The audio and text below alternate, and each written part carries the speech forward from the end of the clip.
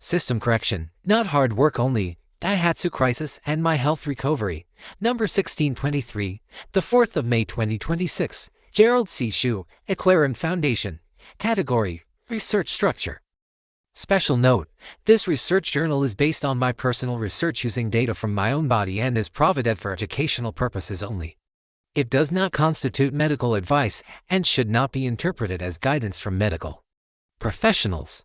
Introduction: this article is not about automobiles, nor is it only about health. It is about how systems behave, whether an automobile manufacturing system or a human biomedical system. It focuses on system behavior under stress, how systems fail, and how they recover. The recent crisis at Daihatsu provides a clear and timely case study of system failure followed by structured recovery. More importantly, it reveals a mechanism that is identical to my own health recovery process, including my post-stroke recovery, as well as my medical research methodology. Daihatsu's story: Daihatsu's problem was not a simple product quality issue. It was a corporate culture, certification, and safety testing breakdown at the system level. In December 2023, an independent investigation identified 174 irregularities across 25 test categories, affecting 64 vehicle models and 3 engines. This was no isolated technical error. It was a structural failure embedded in a corporate culture of cover-ups, management communication structure, process design, profit-driven pressure, and organizational behavior over the past 30 years. As an immediate response, Daihatsu suspended shipments of all its developed models in Japan and overseas. This action reflects fundamental principle: before repairing a system, you must first stop further damage. At this point, the system was in a weak state. If judged only by snapshot data, the conclusion would be failure. However, snapshot data only describe position, not trajectory, and certainly not the underlying driving force. What followed was not random correction, but a sequence of structured actions, which started with an open apology by the CEO of Toyota, Daihatsu's parent company. The first step was to stop the bleeding. Production and shipments were halted to prevent further propagation of defects. The second step was to identify and admit the root cause. This issue was not a single mistake, but systemic: management pressure to meet deadlines and profit margins, weak certification governance, and a culture that discouraged upward communication and full admission. The third step was external inspection. Japan's Ministry of Land, Infrastructure, Transport, and Tourism intervened, revoked certifications for certain models, and enforced compliance. The fourth step was structural reform. Daihatsu introduced new governance frameworks, clarified executive and management responsibility, strengthened certification procedures, increased technical staffing, and implemented continuous reporting systems. The fifth step was leadership change. Toyota restructured Daihatsu's management and provided direct operational oversight. The sixth step was parent system integration. Toyota began supervising certification processes, embedding Daihatsu into a larger and more stable system with stronger control boundaries. The final step was a gradual restart. Production resumed only after model-by-model verification, under continuous monitoring and external scrutiny. This sequence defines a general system correction model. Weak state gives stop damage, gives identify root cause, gives rebuild structure, gives continuous monitoring, gives controlled restart, gives accelerating recovery. This is not just a story of effort, a story of rebuilding corporate culture and structure from the bottom up.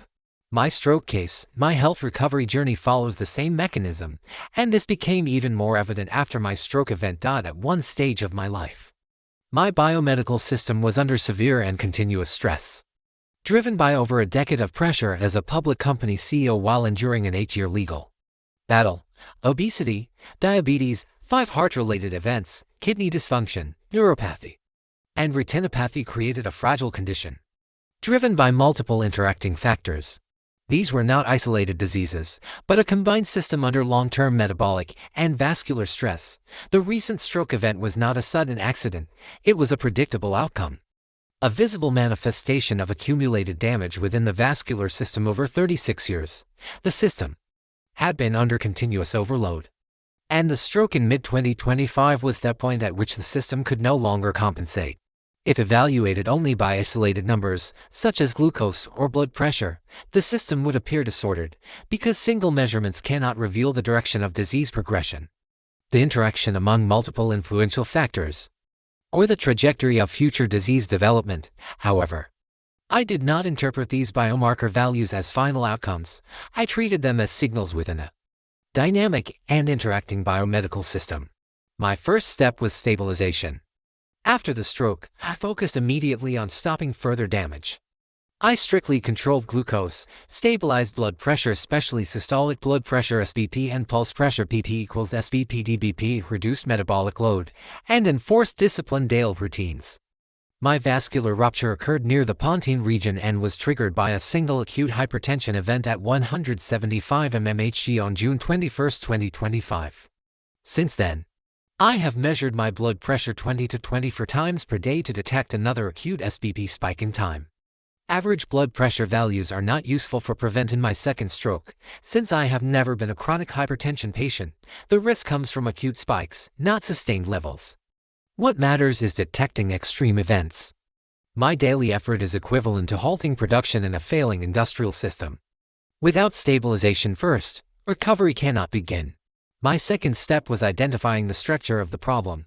I did not treat glucose, blood pressure, body weight, exercise, sleep, and stress as independent variables.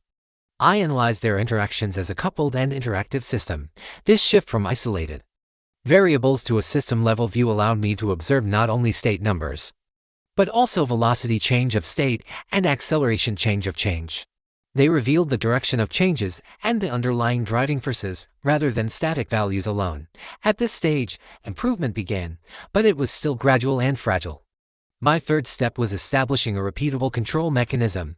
I implemented strict daily lifestyle routines, continuous data tracking, and feedback loops. These were not large or dramatic interventions, but consistent and repeatable improvements. Over time, these actions began to interact and reinforce each other. At this stage, meaningful and sustained changes became observable.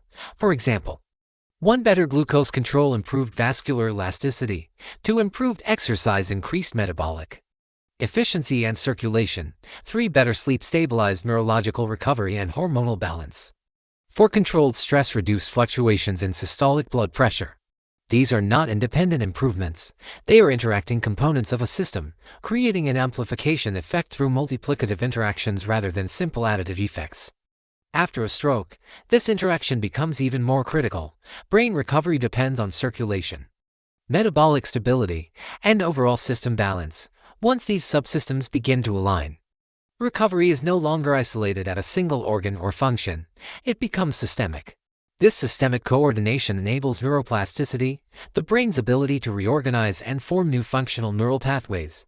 It is not driven by a single factor, but by the combined and synchronized improvement of multiple subsystems. At this point, the system entered acceleration.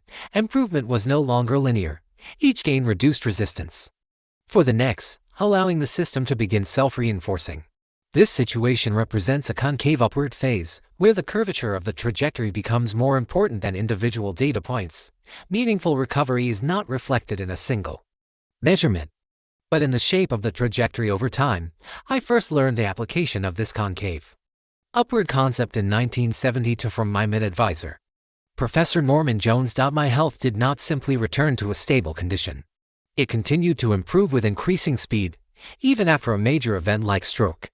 This is not accidental. It is the natural behavior of a properly structured system. My research work follows the same architecture. I do not begin with conclusions or statistical summaries. I begin by observing the system, stabilizing variables, identifying interactions, and constructing models that capture trajectory behavior. Over time, insights accumulate, connect, and reinforce one another. One idea leads to another. One model supports the development of the next. One dataset reveals patterns that enable deeper analysis. This is not additive growth. It is multiplicative growth. Across Daihatsu's industrial recovery, my health recovery, and medical research development, the same mathematical signature appears consistently. State gives velocity gives acceleration gives system-level reinforcement gives exponential capability. This progression explains why static evaluation methods are insufficient. A single number represents a state. It cannot capture direction, interaction, or future behavior. Only trajectory can reveal where a system is going. Only acceleration can reveal the underlying force driving that trajectory. Looking back, the key was never effort alone.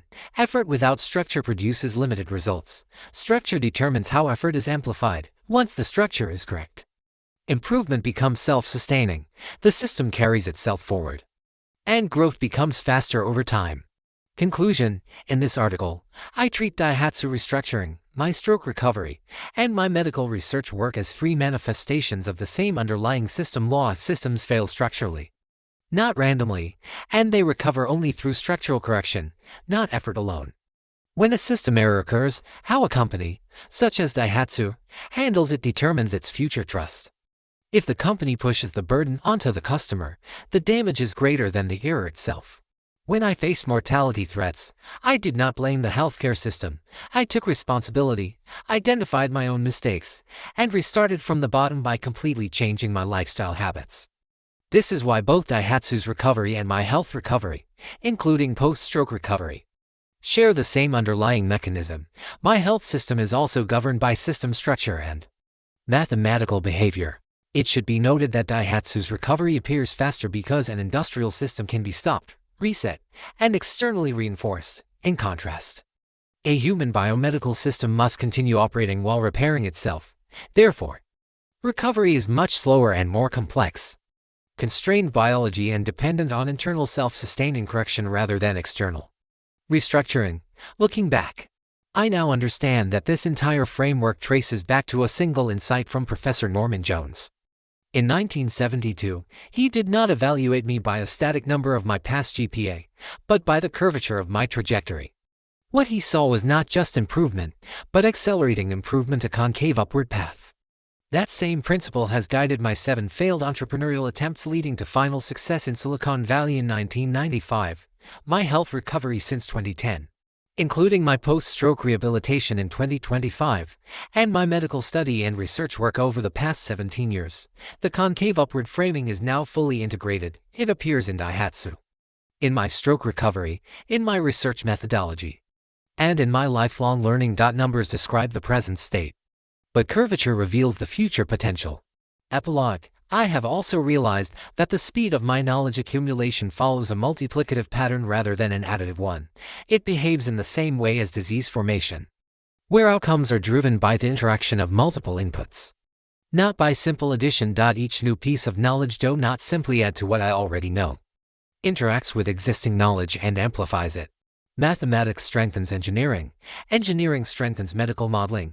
Medical observations enhance my psychological understanding and feed back into overall system design. These cross-domain interactions create compounding effects and accelerate understanding. The necessary condition is continuous learning. Over the past 44 years, I have studied 12 different but interconnected academic disciplines. Learning cannot stop. Once learning stops, the system loses input, and the interactions among knowledge domains begin to weaken. As long as new knowledge continues to enter the system, the interactions continue to grow, strengthen, and evolve. Each new concept does not stand alone. It connects with existing knowledge and expands the overall system capability at a nonlinear rate. This is the fundamental reason why I was able to self-study and conduct research in biomedicine. It was not based on formal training in a single discipline, but on the continuous integration of multiple disciplines into one coherent system. When a sufficient volume of knowledge is accumulated, different disciplines begin to integrate naturally. This integratio is not forced or artificially designed. It emerges from the system itself, through repeated interaction and reinforcement. This is not a linear learning process. It is a system-driven process governed by interaction, feedback, and amplification. This is a system way of learning. Disclaimer: I write this paper not for fame, but to share what I have learned so others can understand their health, prevent disease, and live longer, healthier lives. This content is provided for educational reference only and does not constitute medical advice. No doctor-patient relationship is created. You may share this summary freely, but it must not be altered, edited, or republished as your own. All intellectual property rights and copyrights for this article and its related materials belong to the author, Gerald C. Both machines and human bodies recover through the same structured process, and real recovery is defined not by single measurements, but by an accelerating, concave upward trajectory driven by correct system restructuring. This content is provided for educational reference only and does not constitute medical advice. No doctor-patient relationship is created. You may share this summary freely, but it must not be altered, edited, or republished as your own.